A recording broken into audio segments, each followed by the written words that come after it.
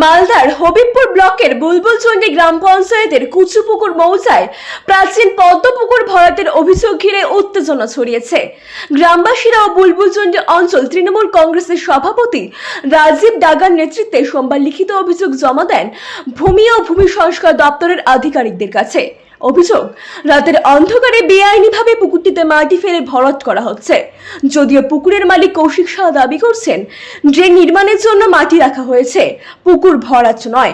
Assistant director Swapan Tarafdar জানিয়েছেন অভিযোগের ভিত্তিতে তদন্ত হবে, বেআইনিভাবে পুকুর ভরাট হলে আইনানুগ ব্যবস্থা নেওয়া হবে।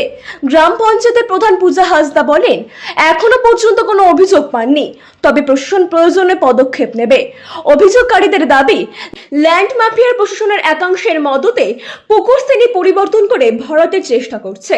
ঘটনা তদন্তে নেমে পরিস্থিতি স্পষ্ট করবে প্রশাসন। ব্যুরো রিপোর্ট আর বঙ্গ সংবাদ। কোনো পুকুর ভরাট হচ্ছে না, অঞ্চল থেকে ওখানে ড্রেনের কাজ হচ্ছে। ওই মাটিটা রাস্তার উপর আছে, গাড়ি ঘোড়া যাওয়া আসার জন্য ওই মাটিকে ফাঁকা জায়গা হিসাবে ওখানে রাখা আছে। ওটা যখন ড্রেন কমপ্লিট হবে ওই মাটি আবার ওখানে লাগবে সাইডে দেওয়ার জন্য, ওই জন্য ওটা ওখানে রাখা আছে। যে অভিযোগ করেছে সম্পূর্ণই দিচ্ছে। আপনার নাম? নাম কৌশিক শাহ। আপনার পুকুর? মোটামুটি পুকুর ভরাটের বিষয়ে আমার কিছু জানা নেই। আর যদিও কোনো অন্যায়ভাবে ভরাট করার চেষ্টা করে তো প্রশাসন ব্যবস্থা নেয়। আপনার নাম? আমার নাম পূজা হাসদা, বুলবুলচন্ডী গ্রাম পঞ্চায়েতের প্রধান। বুলবুলচন্ডী জিপির কচুপুকুর মৌজায় পদ্মপুকুরের নামে একটা পুকুর আছে অনেক পুরনো। ওখানকার কিছু সাধারণ মানুষ একটা অভিযোগ জমা করেছে আমাদের অফিসে যে পুকুরের কিছুটা অংশ নাকি কে বা কারা রাতের অন্ধকারে মাটি ফেলে ভরাট করার চেষ্টা করছে।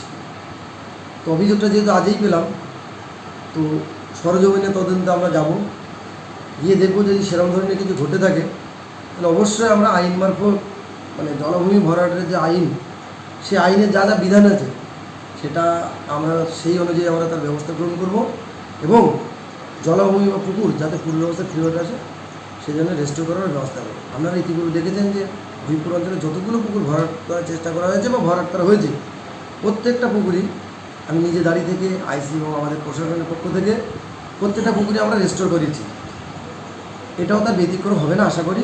যদি সেই ধরনের কাজ কেউ করে থাকে আমরা অবশ্যই করে সেটাকে রেস্টোর করার চেষ্টা করব। জিনিয়াস এডুকেয়ার একাডেমি শিশুর ভবিষ্যৎ গড়ার প্রথম ধাপই হলো সঠিক শিক্ষা, আর সেই শিক্ষার প্রতিক্রিয়া জিনিয়াস এডুকেয়ার একাডেমি।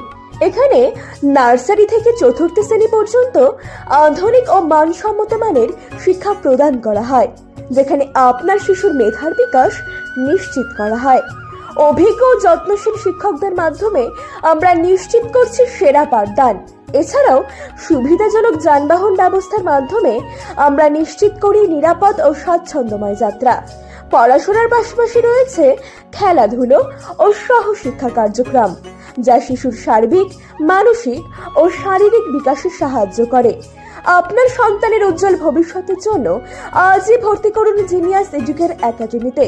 যোগাযোগ করুন 919563630109 এই নম্বরে। আমাদের ঠিকানা ঘুমডাঙ্গা, রায়গঞ্জ, উত্তর দিনাজপুর।